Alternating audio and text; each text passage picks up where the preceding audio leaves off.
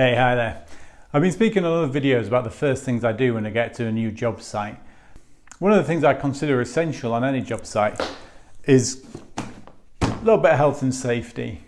It's bring the eye wash and first aid box down, put them in a central and prominent position and make sure everybody knows where they are. Then if there's any injuries, they know where to go. Whilst we hope we don't have any accidents on site, they are inevitable, and the odd cut, graze, etc. are all part and parcel of the renovation game. And it's just nice that if you can try and look after your guys as much as you can, then hopefully they look after you and your job a bit better. Well, I hope that was useful. See you on the next one. Bye bye.